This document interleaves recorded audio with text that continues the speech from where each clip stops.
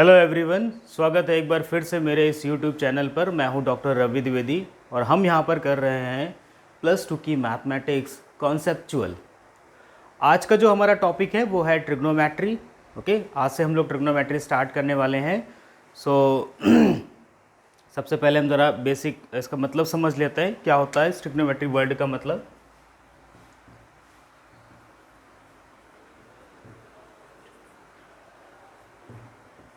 Actually trigonometry word जो है ये दो ग्रीक वर्ड से मिलकर बना है। Which one? The first one is trigonon and second one is metron. Okay, so ये ट्रिग्नोमेट्री वर्ड जो हमारा है दो ग्रीक वर्ड से मिलकर बना है, ट्राइगोनॉन एंड मैट्रॉन। इस ट्राइगोनॉन का मतलब होता है ट्राइंगल, ट्राइगोनॉन का मतलब होता है ट्राइंगल, और इस मैट्रॉन का मतलब होता है मेजरमेंट। ओके, ट्राइगोनॉन का मतलब होता है ट्राइंगल एंड मैट्रॉन का मतलब होता है मेजरमेंट। तो बेसिकली इस वर्ड से ही समझ में आ रहा है कि ट्रिग्नोमेट्री का मतलब है कि मेजरमेंट ऑफ ट्राइंगल। अब ट्राइंगल में हमारे पास क्या होता है, साइड्स होती हैं और एंगल्स होते हैं। तो measurement on the based of angles and sides of a triangle. Okay, we will study this in our trigonometry. So अगर कोई इस तरीके से पूछ भी दे ट्रिग्नोमेट्रिक डेफिनेशन क्या होती है, तो हम कह सकते हैं a branch of mathematics in which we study the angles and sides of a triangle as well as the angles allied with the triangle. तो एक ऐसी ब्रांच मैथमेटिक्स की जिसमें हम लोग एंगल्स और साइड्स, ट्रायंगल्स की एंगल्स और साइड्स के बारे में पढ़ते हैं, ट्रिग्नोमेट्री कहलाती है। ठीक है, तो अब हमारी जो ट्रिग्नोमेट्री है वो बेस्ड ही है एंगल्स के और साइड्स के मेज़रमेंट पे। तो हम स्टार्ट करते हैं एंगल से ही। तो सबसे पहले हम देख लेते हैं कि एंगल क्या होता है। What is an angle?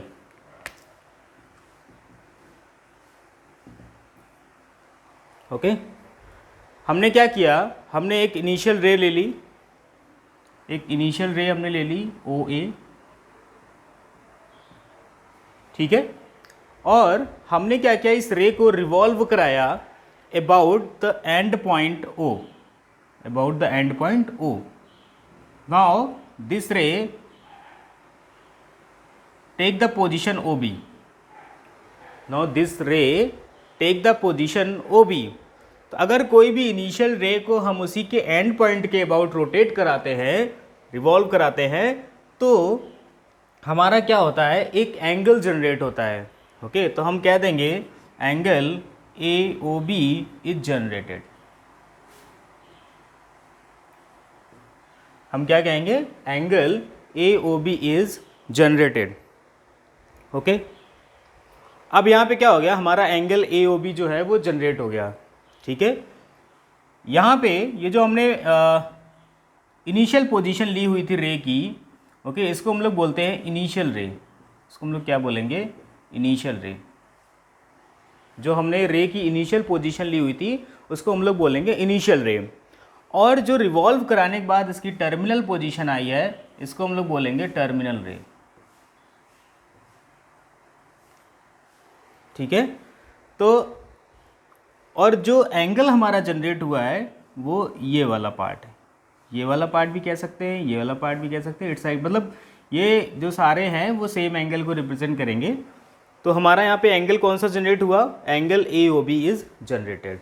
ठीक है, अब हमने क्या कर लिया, एंगल जनरेट कर लिया है। अब एंगल जनरेट कर लिया है तो हम लोग क्या करेंगे, मेजरमेंट करेंगे, एंगल का मेजरमेंट भी करेंगे। तो मेजरमेंट एंगल का क्या होता है, the amount of the rotation. Okay, क्या होता है, the amount of the rotation, मतलब ये इस रोटेशन का अमाउंट कितना है, इस रोटेशन का अमाउंट कितना है, वो जो अमाउंट आएगा वो हमारा मेजरमेंट कहलाएगा इस एंगल का। ठीक है, तो अगर हमें एंगल की डेफिनेशन लिखनी होगी तो हम लोग क्या लिखेंगे, let O A B an initial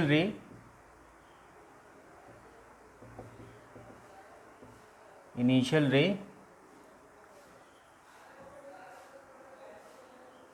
okay, initial ray, and OB B and OB be its terminal ray after revolving, after revolvation. अगर OA हमारी कोई इनिशियल रे है और OB इसकी टर्मिनल रे है after revolving, revolving OA about its end point O.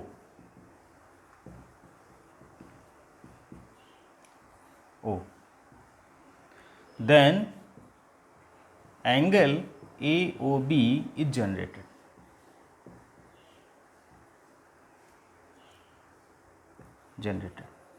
ये इसकी एक डेफिनेशन हम इस तरीके से भी लिख सकते हैं, प्रॉपर एक्सप्लेन करते हुए कि किस तरीके से हम ले सकते हैं. अगर 1 लाइन या 2 लाइन में भी डेफिनेशन तो हम इस तरीके से भी लिख सकते हैं कि व्हेन एन इनिशियल रे is revolved about it's fixed point, one of the fixed point, basically रे का एक ही फिक्स पॉइंट होता है तो one of the fix point लिखने की जगह हम लिखेंगे व्हेन एन इनिशियल रे is revolve about it's fix point, okay, an angle is generated simply.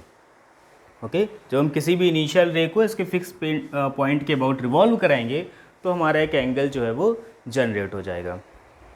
ठीक है, फिर इसके बाद मेजरमेंट ऑफ एंगल की हमने बात की. तो मेजरमेंट ऑफ एंगल का मतलब क्या होता है? The amount of this rotation, जितना अमाउंट रोटेट किया इनिशियल लाइन ने, ओके, वो जो अमाउंट होगा वो हमारा उस एंगल का मेजरमेंट होगा.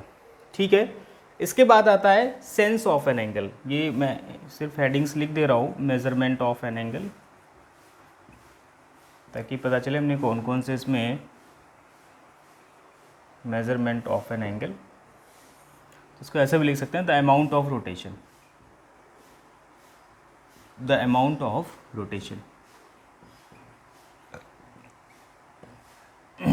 सिंपल लैंग्वेज में लिख दे रहा हूँ अभी, बाकी चीज़ें समझ लो कि रोटेशन का मतलब यहाँ पे क्या है.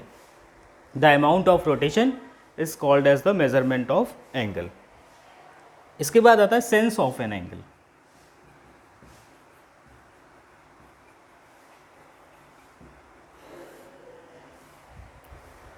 ओके, तो सेंस ऑफ एंगल का मतलब है कि हमारा एंगल पॉजिटिव एंगल होगा या फिर नेगेटिव एंगल होगा. It based on the revolution. Okay, if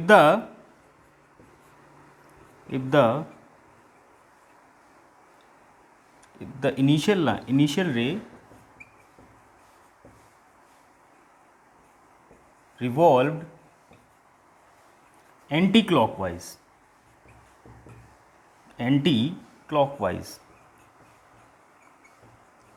okay, अगर हम इनिशियल रे को एंटी क्लॉकवाइज, मतलब जैसे कि हमारी क्लॉक जो होती है वो ऐसे इस तरीके से मूव करती है, क्लॉक की जो हैंड होती है वो इस तरीके से मूव करती है, तो this is clockwise direction.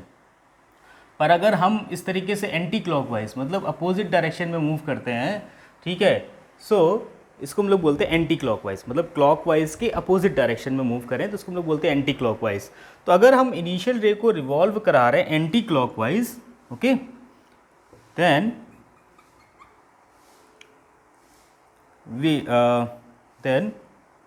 angle generated will be positive angle, will be considered as positive angle,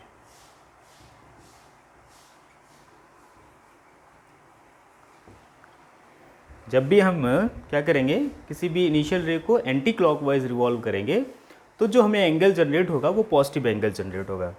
और सिमिलरली इफ रिवॉल्व्ड क्लॉकवाइज, अगर क्लॉकवाइज रिवॉल्व कराते हैं then negative angle will be generated, या negative angle will be considered.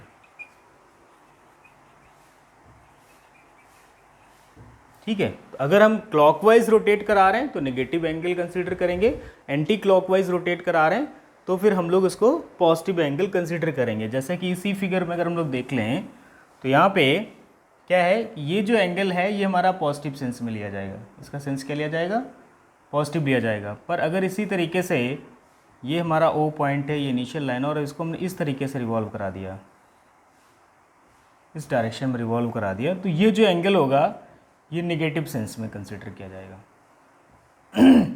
इस angle को हम लोग negative, because हम लोग क्या कर रहे हैं, क्लॉकवाइज रिवॉल्व करा रहे हैं। जब क्लॉकवाइज रिवॉल्व कराएंगे तो हम एंगल को नेगेटिव कंसिडर करेंगे, और जब एंटी क्लॉकवाइज कराएंगे तो हम लोग एंगल को पॉजिटिव कंसिडर करेंगे। चलिए, सेंस ऑफ एंगल हो गया, मेजरमेंट हो गया। ना इसके बाद हम बात करते हैं राइट एंगल की। ओके, राइट एंगल की बात करते हैं। तो राइट एंगल जानते तो सभी हैं कि 1 right angle is equal to 90 degree होता है। ओके, पर अगर हम बात करें कि इसको डिफाइन करने की बात करें, ओके, तो राइट एंगल हमारा ऐसे डिफाइन होता है, 1 right angle is quarter of a complete revolution. Okay, तो जैसे मान लो रेवोल्यूशन का मतलब है कि हमने यहाँ से स्टार्ट किया और हमने इसका एक रेवोल्यूशन जो है वो कंप्लीट कर लिया। हमने क्या किया, इसका एक रेवोल्यूशन कंप्लीट कर लिया। तो इस कंप्लीट रेवोल्यूशन का क्वार्टर मतलब 1/4 पार्ट हम कहीं से भी कंसिडर कर लें, जरूरी नहीं कि हम यहीं से कंसिडर करें। मान लो हमने इसका ये 1/4 पार्ट कंसिडर कर लिया, ठीक है, तो ये जो एंगल जनरेट होगा यहाँ पे, इस कंप्लीट रेवोल्यूशन के 1/4 पार्ट से जो एंगल जनरेट होगा वो हमारा राइट एंगल होगा। वो हमारा क्या होगा, 1 राइट एंगल होगा। तो अगर राइट एंगल की डेफिनेशन कोई पूछ दे तो हम ये नहीं कह सकते 1 right angle equal to 90 degree, वो तो उसकी वैल्यू होती है। 1 राइट एंगल की अगर मैं डेफिनेशन लिखनी होगी तो हम इस तरीके से लिखेंगे, 1 right angle is the angle generated by a quarter of a complete revolution. एक कंप्लीट रेवोल्यूशन का जो क्वार्टर पार्ट होगा उससे जो एंगल जनरेट हो रहा होगा, या उसमें जो एंगल जनरेट हो रहा होगा, ठीक है, वो हमारा जो है वो राइट एंगल कहलाएगा। आई होप राइट एंगल समझ गए होंगे। उसकी वैल्यू सबको पता है कि ये 90 डिग्री होता है, बिकॉज जो कंप्लीट रेवोल्यूशन है वो 360 डिग्री का होगा। तो जब इसका 1/4 पार्ट हम लोग ले लेंगे तो वो 90 डिग्री हो जाएगा। ओके, सो आई होप कि ये राइट एंगल जो है वो क्लियर हो गया होगा। अब इसके बाद आता है कि हमारे पास डिफरेंट सिस्टम है एंगल को मेज़र करने के लिए। ठीक है, हमारे पास क्या है, डिफरेंट सिस्टम है एंगल को मेज़र। जैसे कि अगर देखा हो, जो लोग फिजिक्स पढ़ रहे होंगे, जिन्होंने पढ़ रखी हो उन्होंने देखा होगा कि हमारे पास SI यूनिट्स होती हैं, ठीक है, और डिफरेंट सिस्टम्स भी होते हैं मेज़र करने के लिए फिजिकल क्वांटिटीज़ को। लाइक जैसे कि हम लोग लेंथ को MKS सिस्टम में मेज़र करते हैं मीटर से, CGS सिस्टम में मेज़र करते हैं सेंटीमीटर से, है ना। टाइम को हम लोग MKS सिस्टम में भी सेकंड से मेज़र करते हैं और CGS सिस्टम में भी सेकंड से मेज़र करते हैं। तो डिफरेंट सिस्टम्स हैं जिसमें हम डिफरेंट क्वांटिटीज़ को डिफरेंट तरीके से मेज़र करते हैं। उसी तरीके से एंगल को मेज़र करने के लिए भी डिफरेंट सिस्टम्स हैं। किसी भी एंगल को मेज़र करने के लिए भी डिफरेंट सिस्टम्स हैं। तो डिफरेंट सिस्टम क्या है, इसमें 3 मेन सिस्टम्स हैं हमारे पास। सबसे पहला हमारा है सेक्साजेसिमल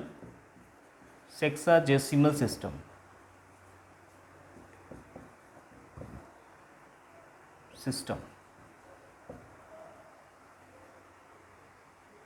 ठीक है।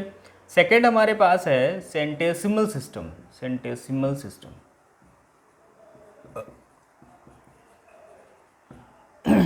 और थर्ड हमारे पास है सर्कुलर सिस्टम।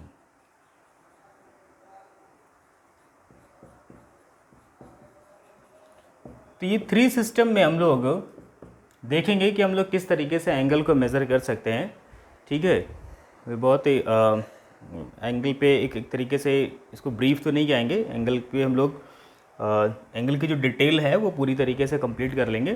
तो एंगल को मेज़र करने के लिए हमारे पास 3 सिस्टम्स हैं, sexagesimal, okay, centesimal and circular system. अब इसका नाम सेक्साजेसिमल इसलिए है क्योंकि यहाँ पे जो हमारा बेस होता है वो 60 का लेते हैं हम लोग। बेस किसका लेते हैं, 60 का। सेंटेसिमल इसलिए हम इसको बोलते हैं क्योंकि इसमें हम लोग बेस लेते हैं 100 को, ठीक है, इसका जो बेस होगा वो 100 होगा। और सर्कुलर सिस्टम को हम लोग इसलिए सर्कुलर बोलते हैं क्योंकि इसका बेस जो है वो सर्कल होता है, इसका बेस जो होता है वो सर्कल होता है, ठीक है। चलो ज़रा और डिटेल में पढ़ते हैं एक एक सिस्टम को हम लोग क्या होता है इसमें तो पहला हमारा है सेक्साजेसिमल सिस्टम। सेक्साजेसिमल सिस्टम में क्या होता है कि हम लोग अपने राइट एंगल को क्या करेंगे, ये हमारे पास कोई राइट एंगल यानी कि 90 डिग्री का एक एंगल है। अब हम क्या करेंगे, do not right here eight 90 degree, ठीक है। हमारे पास एक राइट एंगल है, ओके। हम लोग क्या करेंगे, यहाँ पे इस राइट एंगल को 90 इक्वल पार्ट्स में डिवाइड करेंगे। क्या करेंगे, 90 इक्वल पार्ट्स में डिवाइड करेंगे। पेपर वर्क पे या फिर बोर्ड पे तो ये दिखा पाना मुश्किल है कि 90 पार्ट्स हो गए इसके, बट इस तरीके से हम क्या करेंगे, इस एंगल को 90 इक्वल पार्ट्स में डिवाइड कर लेंगे, ठीक है। एक राइट एंगल को हम लोग 90 इक्वल पार्ट्स में डिवाइड कर लेंगे। तो यहाँ पे जो एक पार्ट होगा, ठीक है, इस एक पार्ट पे जो एंगल बन रहा होगा उसको हम लोग 1 डिग्री कंसिडर करेंगे। हम लोग क्या करेंगे, एक जो पार्ट बन रहा होगा उसका जो मेजरमेंट होगा एंगल का, उसको हम लोग कंसिडर करेंगे 1 डिग्री। बात समझ में आ रही है। हम राइट एंगल को 90 इक्वल पार्ट्स में डिवाइड कर लेंगे, तो जो एक पार्ट होगा उसको हम लोग कंसिडर करेंगे 1 डिग्री, ठीक है। तो यहाँ सेक्साजेसिमल सिस्टम में जो कन्वर्जन होता है वो इस तरीके से होता है, 1 right angle is equal to 90 degree, ठीक है। 1 राइट एंगल को हम लोग कंसिडर करेंगे 90 डिग्री, ठीक है। और फिर हम लोग 1 डिग्री को कंसिडर करेंगे 60 मिनट्स में। 1 डिग्री को कंसिडर करेंगे 60 मिनट्स, इसको इस तरीके से भी डिनोट करते हैं हम लोग, ठीक है। अब 1 डिग्री 60 मिनट्स का मतलब क्या है, ये जो 1 डिग्री वाला पार्ट आ रहा है इसको अगेन हम 60 पार्ट्स में डिवाइड करें। क्या करें, 60 पार्ट्स में डिवाइड करें, तो जो 1 पार्ट होगा वो हमारा 1 मिनट को रिप्रेजेंट करेगा, ओके। फिर हम लोग क्या करें, 1 मिनट को अगेन 60 पार्ट्स में डिवाइड करें, ठीक है। तो जो हमारा पार्ट आएगा वो 1 सेकेंड होगा, यानी कि 1 मिनट इक्वल टू 60 सेकेंड। तो इस तरीके से हम लोग क्या करते हैं, 90 इसको डिग्रीज भी लिख सकते हैं, ऐसे करके भी लिख सकते हैं, या फिर 90 डिग्री ऐसे करके लिख सकते हैं, ठीक है। तो ये हमारा कन्वर्जन है इसके लिए कि 1 जो हमारा राइट एंगल है वो किसके इक्वल है, 90 डिग्री के। 1 डिग्री जो होगा वो 60 मिनट्स के इक्वल है, और 1 मिनट जो होगा 60 सेकेंड्स के। तो यहाँ पे हम लोग क्या कर सकते हैं, 1 डिग्री की डेफिनेशन भी लिख सकते हैं। 1 degree is the measurement of angle, ऐसे नहीं, इस तरीके लिख सकते हैं, 1 degree is 1/90th part of a right angle, right angle,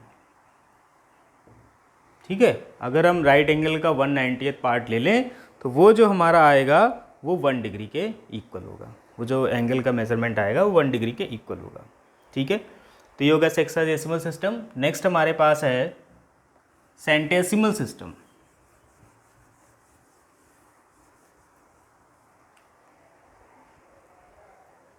second हमारे पास है सेंटेसिमल सिस्टम।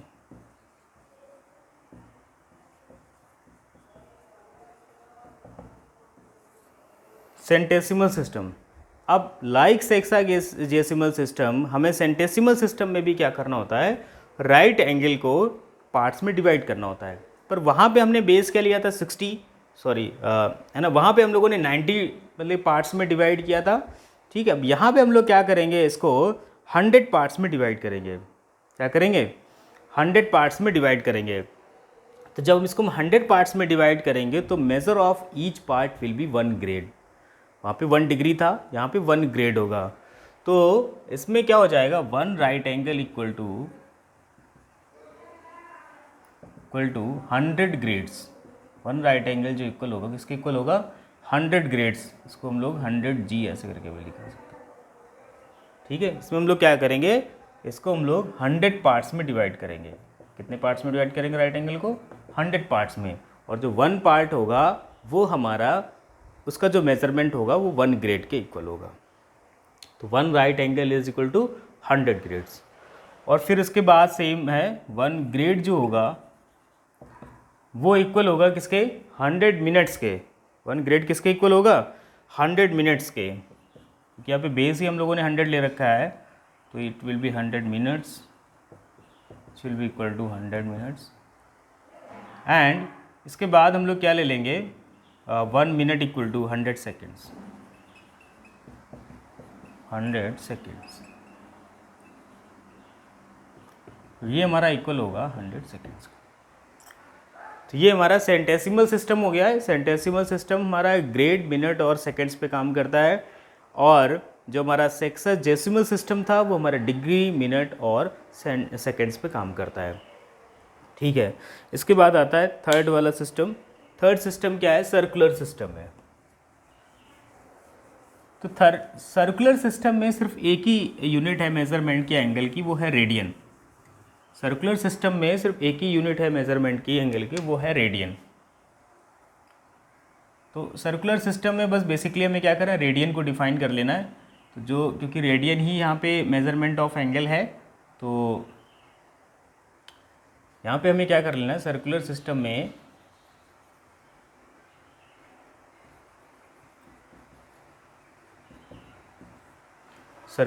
हमें क्या कर लेना है? ठीक है, हमें इसको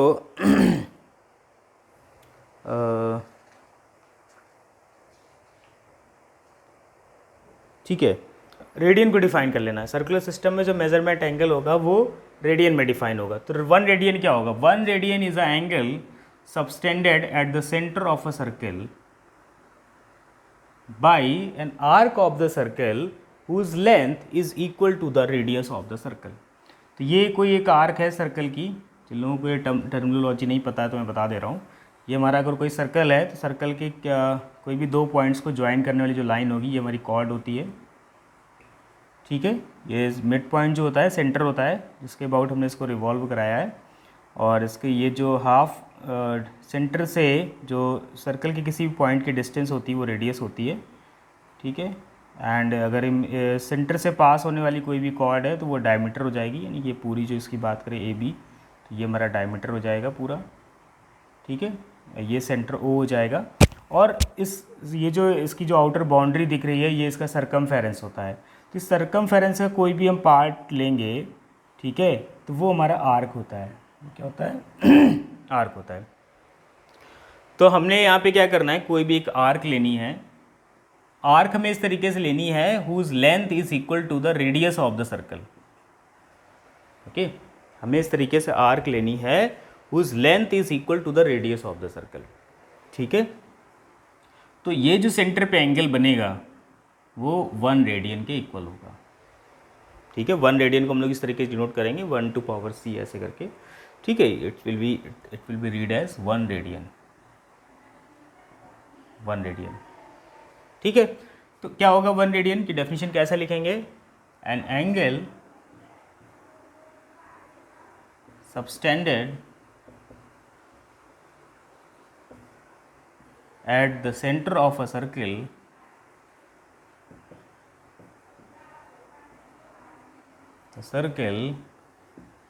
by the arc of length equal to the radius of circle।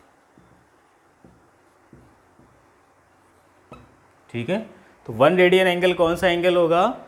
कि वो एंगल जो एक आर्क के द्वारा उसके सेंटर पे सबटेंड होगा with the length equal to the radius. एक ऐसी आर्क ले लें जिसकी लेंथ जो है रेडियस के इक्वल हो, तो उसके द्वारा जो एंगल सेंटर पे सबटेंड होगा वो हमारा 1 रेडियन होगा। तो सर्कल हम किसी भी रेडियस का ले लें, ठीक है, हमारा जो 1 रेडियन की वैल्यू आएगी वो सब में सेम आएगी, मतलब वो कांस्टेंट होती है। ठीक है, इसके बाद अगर मैं ये निकाल रहा हूँ कि किसी भी आर्क के द्वारा कितने रेडियन का एंगल सबटेंड हो रहा है, तो हम मान लेते हैं let S be the length of an arc,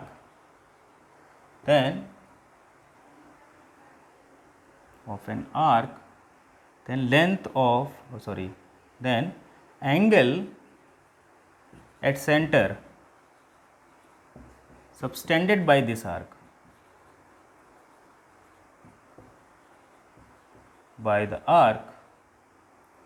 is given by theta radian is equal to S upon R. ठीक है, तो जो अगर हम ये हमें निकालना हो, सब अभी तो क्या हमने लेंथ रेडियस के इक्वल लेंथ ले ली थी आर की, तब जो एंगल बन रहा था सेंटर पे 1 रेडियन था। पर अगर हम कोई भी जनरल आर्क ले लें और हमें ये पता करना हो कि इस पर कितना एंगल सबस्टेंड हो रहा है, तो वो होगा एस अपॉन आर।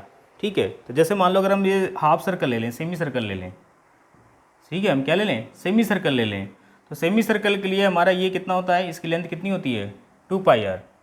इसकी लेंथ कितनी होती है, sorry pi R, 2 pi R पूरे सर्कल के लिए होती है, इसके लिए पाई आर हो जाएगा।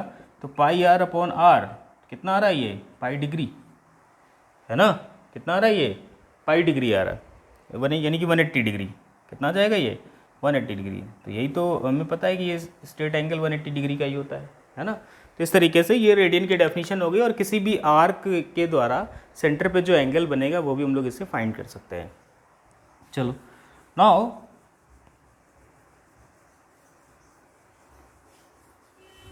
हम रिलेशन फाइंड करते हैं। मोस्ट जो कॉमनली यूज्ड हमारे सिस्टम है वो है सेक्साजेसिमल सिस्टम, मतलब डिग्री वाला सिस्टम एंगल को मेज़र करने का, और सर्कुलर सिस्टम मतलब रेडियन में।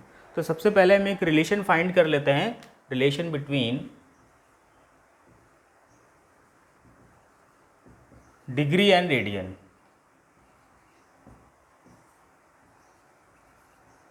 डिग्री एंड रेडियन, तो इसके लिए मैं डायरेक्ट अभी ऐसे ही बस फॉर्मूला लिख दे रहा हूँ, बिकॉज इसका जो प्रूफ है वो अब 11th क्लास के लिए तो यूज़ का नहीं है, बट उसको हम लोग using the property of circle और ट्रायंगल हम उसको प्रूफ कर सकते हैं। तो अभी मैं डायरेक्ट लिख दे रहा हूँ, थोड़ा मैं हिंट भी दूंगा कैसे किस तरीके से रिलेशन बनता है। तो relation between degree and radian की अगर हम बात करें तो it is related by 1 radian is equal to pi upon 180 degree. 1 radian is equal to pi upon 180 degree. Okay, तो अगर हम रेडियन और उसमें रिलेशन की बात करें तो हमारा 1 रेडियन जो होता है वो सॉरी मुझे लगता है कुछ गलत हो रहा है, 1 रेडियन जो हमारा होगा वो 180 upon pi degree. It is उल्टा हो गया ये, 180 upon pi degree, 180 degree upon pi. ठीक है, तो 1 रेडियन जो हमारा होगा वो किसके इक्वल होगा, 180 अपॉन पाई के, 180 डिग्री अपॉन पाई।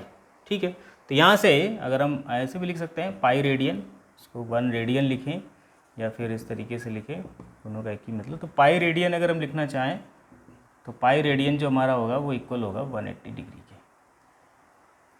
ठीक है, तो इस तरीके से हम ये देख सकते हैं कि ये रिलेशन है हमारा 1 रेडियन और मतलब रेडियन और डिग्री में ये हमारा रिलेशन है। यहाँ से अगर हमें 1 डिग्री लिखना हो, 1 degree will be pi upon 180 radian, pi upon 180 radian. तो ये कन्वर्जन फॉर्मूला है जिसका हम लोग यूज़ करेंगे रेडियन टू डिग्री में कन्वर्ट करने के लिए और डिग्री टू रेडियन कन्वर्ट करने के लिए। ठीक है, इसके बाद अगर हम तीनों सिस्टम में रिलेशन डिफाइन करें, relation between all 3 systems,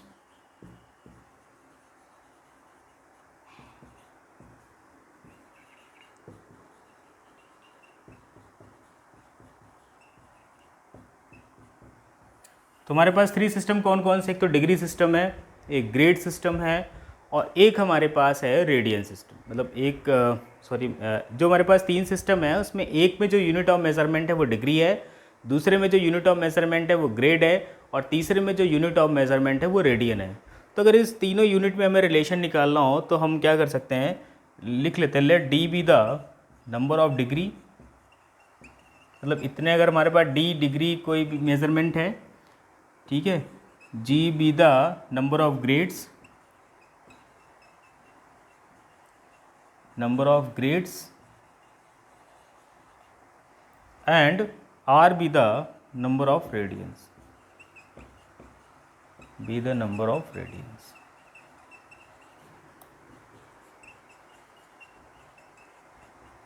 Then अगर हम इनके रिलेशन की बात करें तो हमारे पास एक रिलेशन बनता है direct D upon 90 is equal to G upon 100 is equal to 2R upon pi. ठीक है, तो हमारे पास एक रिलेशन बनता है D upon 90 is equal to G/100 is equal to 2R/पाई। तो इस रिलेशन का यूज़ करके हम किसी भी, अगर हमें डिग्री गिवन है तो यहाँ से हम G फाइंड कर सकते हैं, R फाइंड कर सकते हैं। G गिवन है तो D और R फाइंड कर सकते हैं। R मतलब रेडियन में अगर यूनिट गिवन है तो हम उसको डिग्री और ग्रेड्स में कन्वर्ट कर सकते हैं। ठीक है, तो ये जो बेसिक कॉन्सेप्ट वाला पार्ट था, जो बेसिक एंगल से रिलेटेड जो भी हमारे पास सिस्टम थे, यूनिट्स थी, उनका कॉन्सेप्ट था, वो सारा पार्ट हम लोगों ने कवर कर लिया है इस वीडियो में। और नेक्स्ट वीडियो में हम लोग क्या करेंगे, इससे रिलेटेड जो भी प्रॉब्लम्स हैं वो हम लोग कर लेंगे। ठीक है, तो इस तरीके से जो मेजरमेंट ऑफ एंगल वाला हमारा चैप्टर है ट्रिग्नोमेट्री में वो कंप्लीट हो जाएगा। उसके बाद हम लोग नेक्स्ट चैप्टर जो भी होगा स्टार्ट करेंगे। Okay, so thank you till that and my line is again, अगर if you are liking my videos please share it with your friends. ठीक है, हमारे चैनल को सब्सक्राइब भी करें